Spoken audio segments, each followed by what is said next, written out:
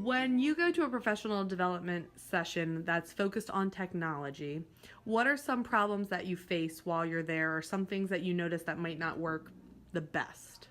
I think one of the main problems is differentiation. Often you'll have people who don't know how to turn a computer on, and then you have people who know how to get into the program but maybe not use it, or you have people with vast knowledge of how to use the programs, and so there's not really time spent with each group effectively. They just spend a lot of time either trying to help the people who don't know how to turn the computers on, and then the people who already know how to use it don't necessarily get the professional development that they need. So differentiation is key. So when we went to new hire orientation, I had already been an intern in BCPS. So when they talked about BCPS 1 and they gave us the whole training on BCPS 1, I ended up being really bored because I had already experienced a lot of it and had learned most of it.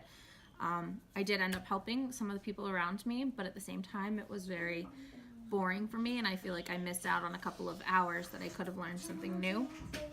I think they could have improved on that by just having us be split into sections based on what we knew.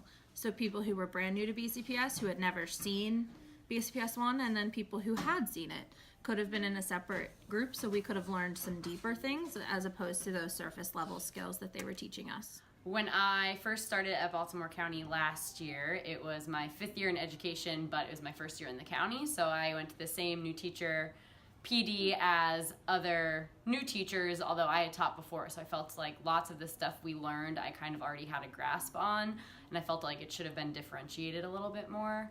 And then the PD I did this year on Schoology, I felt like it was very, very overwhelming for one session. I know we have a second session that's not required. I feel like it should be required though, and I wish that it could be built into maybe our planning, because it is a lot of new information we are required to learn.